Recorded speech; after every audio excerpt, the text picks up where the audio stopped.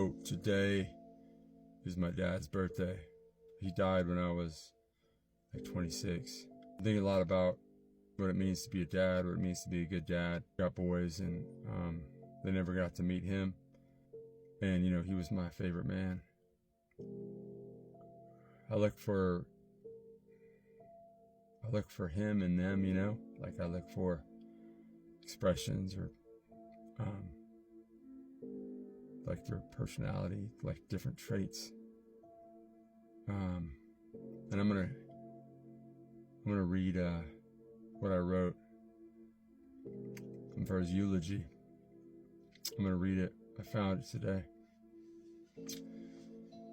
My father always liked to say that he was just an ordinary man surrounded by extraordinary people.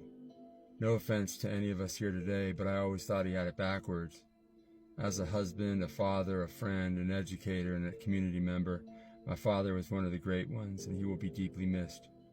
As a dad, he was always available, whether to play Jack Palance when I was a delusional 8-year-old in Oakland convinced I was Shane, or as a fit man in his mid-50s spending weekend mornings playing football and getting tackled repeatedly by the boys in our neighborhood. And just 3 weeks ago, Dad went out a winner in the last of the Monopoly games that he and my cousin and I would play, the culmination of a 15-year tournament. As I grew older, my relationship with my father deepened to one of a close friendship. We laughed and cried together. We had a special handshake. We expressed our love and respect for each other, and we talked. We talked about society, relationships, family, our Greek heritage, history, and politics. We loved politics. Watching the Lehrer NewsHour was a father-son ritual, and we always became additional self-appointed analysts. Whether the issue was healthcare reform or sending ground troops to Kosovo, my father and I had opinions. My father's being grounded in the reading of thousands of pages of historical text, while mine were generally emotionally based and largely unsubstantiated. My father was the consummate educator. He inspired thousands. He not only turned people on to history and government, he turned them on to finding something about which they too could be passionate. On my father's deathbed, my mother, my sister, and I were able to witness the truly genuine satisfaction that he'd had in his life. He loved interaction. He thrived on it both in and out of the classroom. At social events, my dad loved to work the room. He wanted to approach you, give you his undivided attention, and find out exactly what you thought and what you felt about yourself, your work, your world. And our family room became a hotbed for socio-political discussion. In fact, when my friends initially met my father, he could be rather intimidating. I'd call them to see why they were running late for dinner with my family, and I'd often hear, "Let me just finish reading all the Trivial Pursuit questions, the Wall Street Journal, and the U.S. Constitution, and I'll head right over." But beyond the initial intimidation, you'd quickly find a warm, expressive, loving man who was genuinely interested in each person he met. A sensitive, compassionate man with the unique ability to listen to and understand so many of us.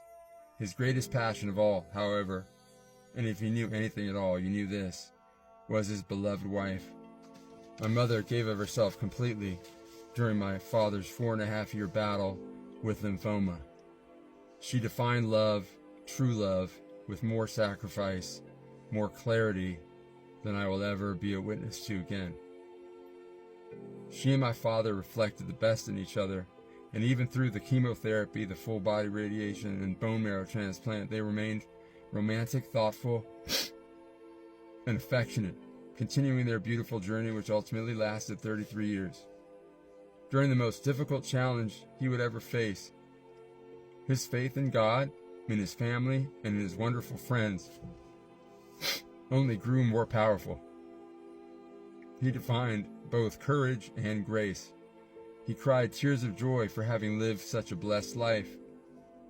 My mother, my sister, and I didn't have to look far for a hero. My father taught us what matters most in life. That it's who you are and how you contribute to society, not your job title, your salary, or your possessions. That it's the small things that matter. Reading a good biography, a night of ballroom dancing with your wife, enjoying a simple meal with your family. That faith must be balanced by reason, that quality, not quantity, of years define a life, that love and an unrelenting search for truth will sustain you. Finally, he taught us the most difficult lesson of all. How to die with dignity, with peace, and without regret. God love you as much as I do, Dad.